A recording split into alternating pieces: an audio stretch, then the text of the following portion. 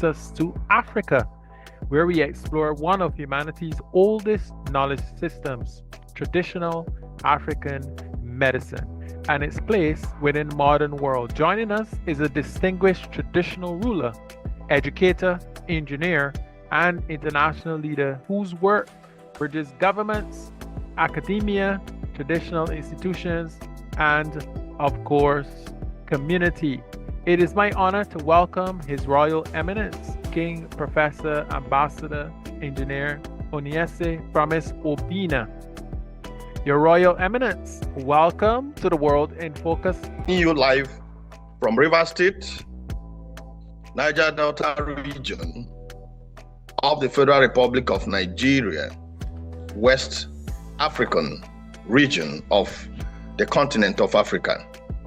It is a very special day to address the world on this very topical issue, traditional medicine, and its entirety as a custodian of African culture and spirituality, as the supreme commander for African ancestral kings and royalty, as the paramount king of traditional and herbal medicine, the entire southern region of the Federal Republic of Nigeria, and as the National Secretary General, Supreme Royal Association of Traditional and Herbal Medicine Practitioners of Nigeria. I, His Royal Excellency, Eminent King Professor, Ambassador ONYECHE Promise OBINNA, deemed this a very rare privilege and opportunity, a global platform to broker an understanding between the globe and the African continent on the concept of African culture, tradition, healing, medicine, and spirituality. Royal blessings and welcome on board. And thank you so very much for that amazing introduction, Your Royal Highness. I want to first of all start by asking you about your role within the Supreme Council of African Ancestral Kings and Royalties. Yeah, thank you, Prof. As you know, I am the Supreme Commander for African Ancestral Kings and Royalty. This is 7 years now. We started the project of uniting Africans, both those at home and in diaspora.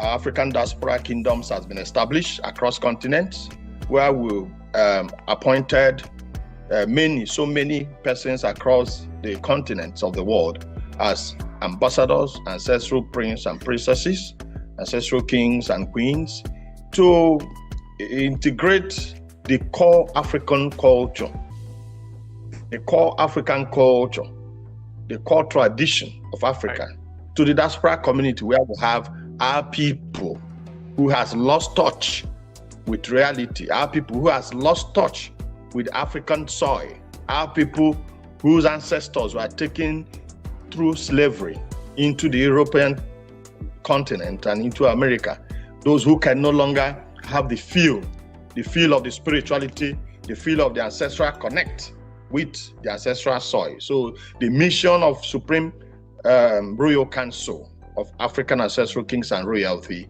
is to reconnect Africans across the globe to the ancestral soil and give them that sense of belonging. And my role as the Supreme Commander is to ensure that this mission is being upheld. Thank you. Excellent, Your Majesty. Many people around the world have heard the term traditional African medicine, but few people truly understand what it means. So in your own words, Majesty, can you give us a definition of African herbal medicine? Yeah, thank you. The concept of the traditional African herbal medicine is all about whom we are. As Africans, we do not differentiate between medicine and the traditional meals we eat. To everything we eat in Africa is a medicine. We don't separate our meal from our medications. In Africa, our medications are our meal. It is quite strange, but that is whom we are as Africans. To every meal we eat is a medication. Our tradition made it so that we are conscious of whom we are. We are conscious of our health. We are conscious of our livelihood. The vegetables we use, which are primarily from the green vegetation we have in Africa, are all herbal. They're all herbs. They are all healing herbs. Every fruited pumpkin, the bitter leaf, the water, what do you call it, water leaf, you know, which are the traditional names we call them here in Africa, all are herbs. And they have different healing gifts around us. So in Africa, we eat medicine. Our culture made it that Africans eat medicine. We don't just eat food, we eat medicine, we eat medications. So everything we eat in Africa is medication. And they are natural. That's why when you call about natural medicine, which is the refined name of traditional medicine, it's all about eating nature. So in Africa, we eat nature. You can't differentiate our medication and the food we eat. The palm oil we eat is medicine. Okay. Everything we eat in Africa is medication. That is why in Africa, if you go to the traditional African medicine is, in simple terms, abiding by those method of feeding which our ancestors passed through and lived long. That is traditional medicine. Abiding by those method of healthy feeding. We have the herbal tea our ancestor takes in the morning that helps us to detoxify. We have the ones they take at night that helps them to stay strong. The hand one is sick in Africa, you don't go taking tablets. You go looking for herbs. There are herbs that when you boil them and use them to bathe, you get healing. You don't just need to take everything. It's not about swallowing tablet in Africa, no. It's all about eating and living within a natural environment. So our medication is all about the nature we imbibe as a people, which is a constituent of our culture, a constituent of our tradition, a constituent of our ethics, a constituent of our value as a people. Thank you. And how has this knowledge been preserved across generations?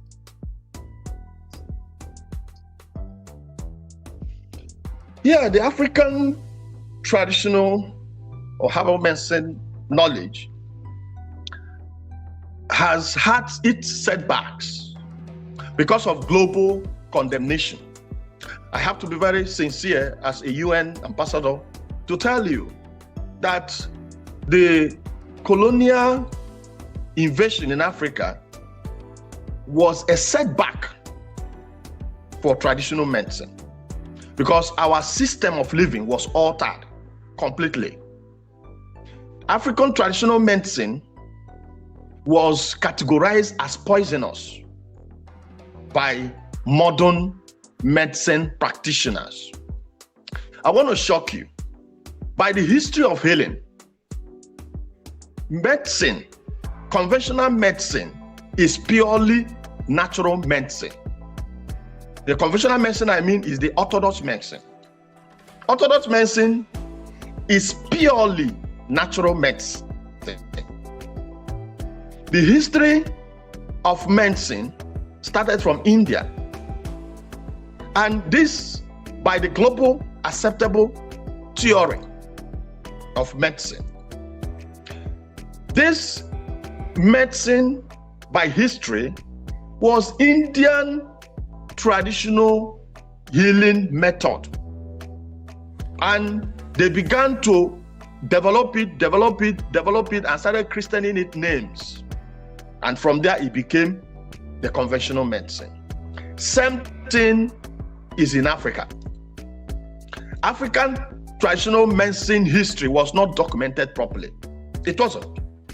And that is why under the Supreme Royal Association of Traditional Herbal Medicine Practitioners of Nigeria, which is an extract of the Supreme Royal Council, we are given the national mandate to document, standardize, research and develop, regulate, and certify traditional and herbal medicine.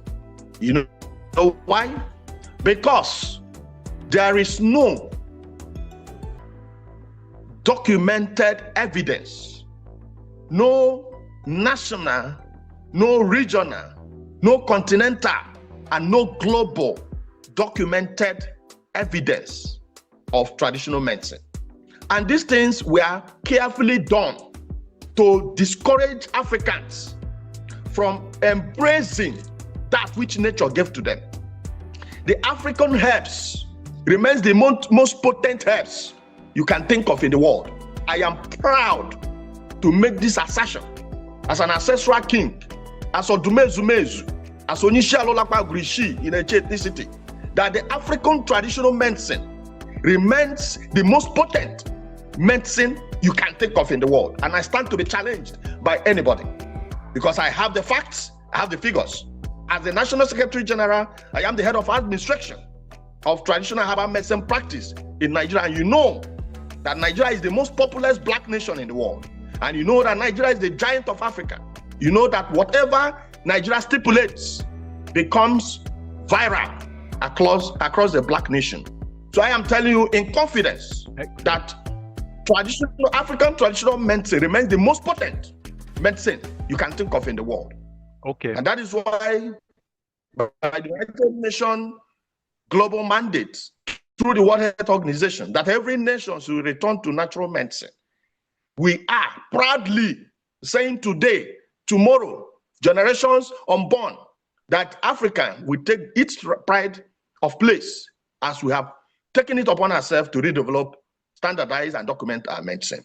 So in concept of your questions, the African traditional medicine remains historically the most potent medicine you can think of because it takes care, it starts from the feeding. Because when you eat healthily, you stay healthily. So Africans eat healthily by the components of the meal we eat. Every component of an African meal is natural medicine. So we eat nature, and that is why Africans are very strong in any way you can think of it. So thank you. Thank you very much, Majesty. There are concerns globally regarding fake practitioners. How important is regulation?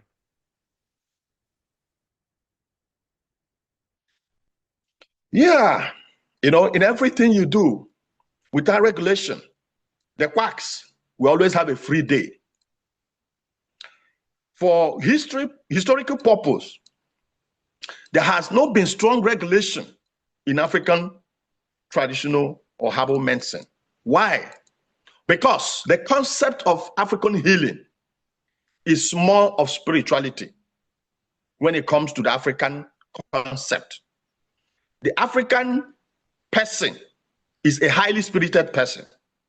And an African believes that nothing happens to him or her strangely.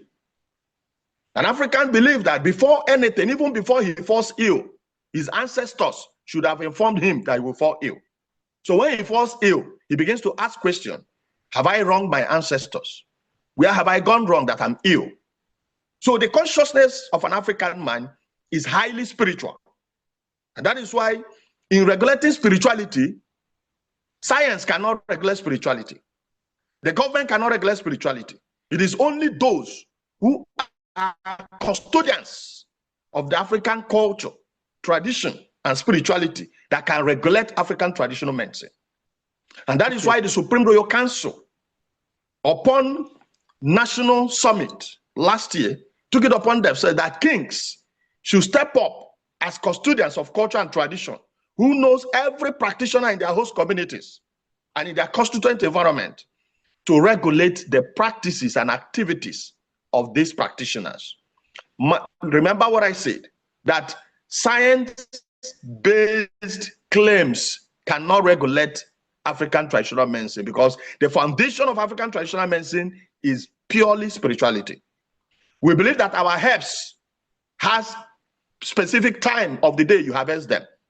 If you miss those time, if you harvest them, they will not be potent enough, and the efficacy will not be there. So in everything we do in traditional medicine, it is tied to African spirituality. So the regulation is a responsibility of kings, of African kings, who should take it as their primary constituency and duty to ensure that the herbal practitioners, both those involved in spirituality, are the right people as custom, because we believe that before you become a custodian, you must be gifted by nature to understand the languages of the herbs before you can administer the herbs, because the herbs has a language they speak. As an African, we listen to them, we hear them speak, and we respond to them. So regulation is key, and this thing has not been done before in Africa to regulate, to officially regulate. It is now that countries are beginning to embrace the aspect of regulation. Ghana has done something in that line. Some country has done something, and Nigeria is now taking a bold step as the giant of Africa through Supreme Royal Association of Traditional Herbal Medicine Practitioners under the Supreme Royal Council to regulate.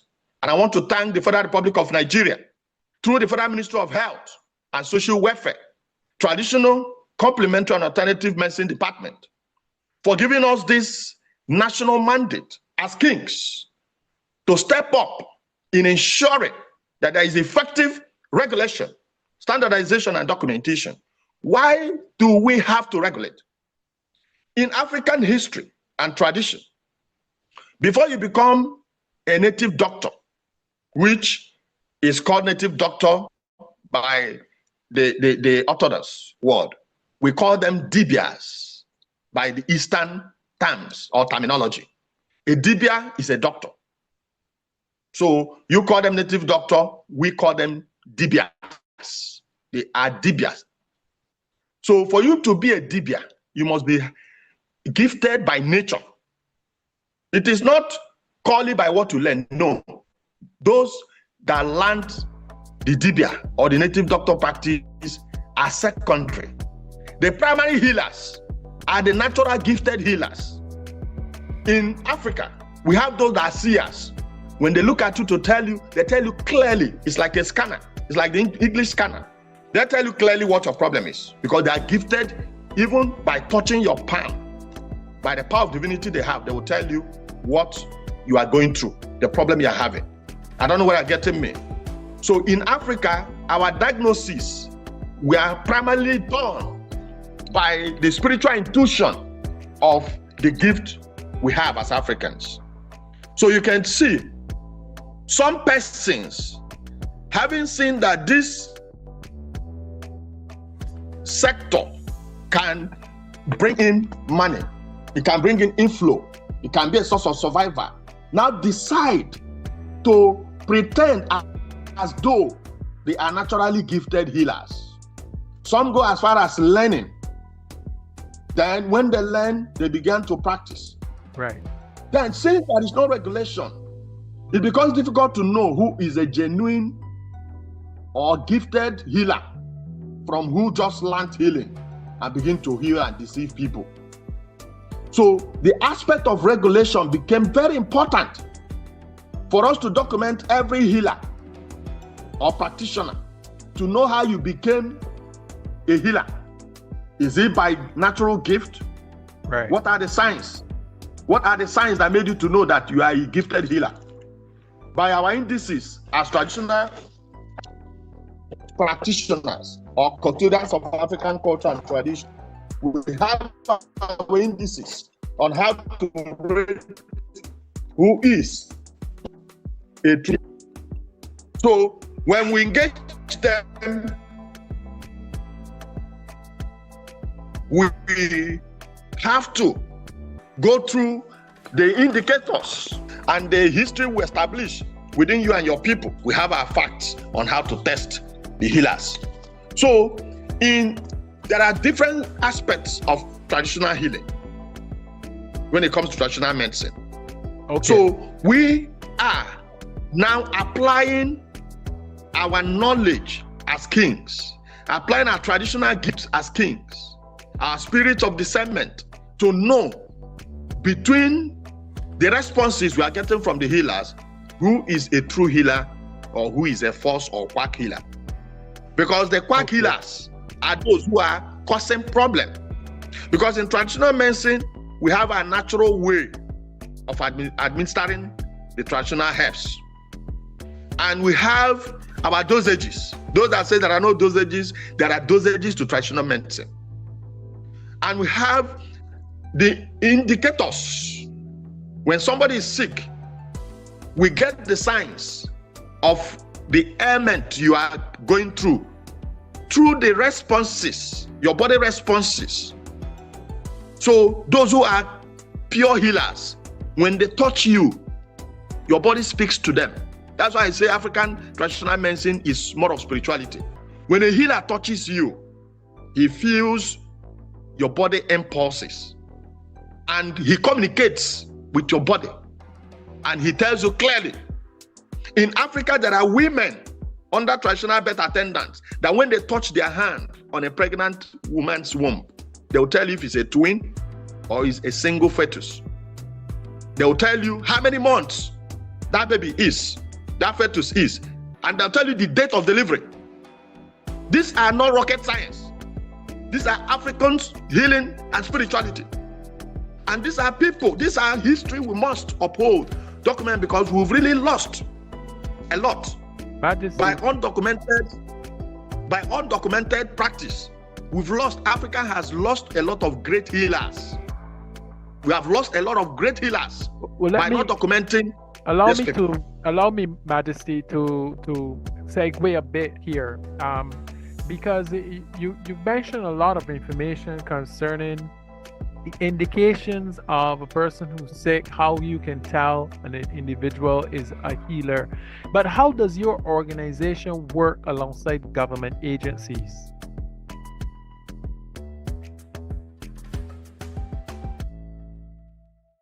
And work alongside government agencies to standardize. Yeah, we know that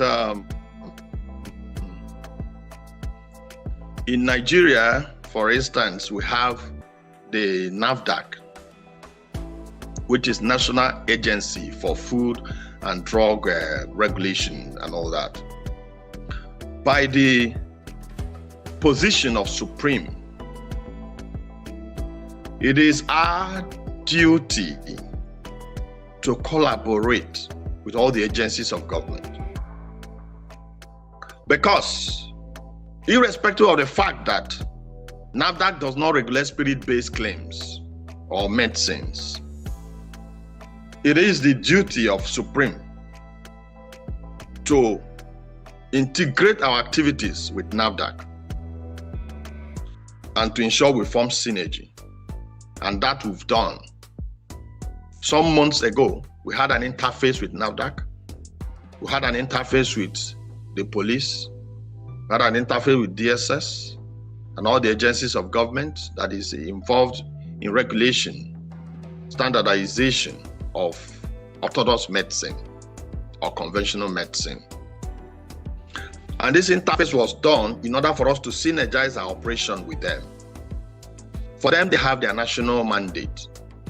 And their national mandate is core on regulating regulated products. Regulated products are those products that has a brand, a name attached to it. They are regulated products.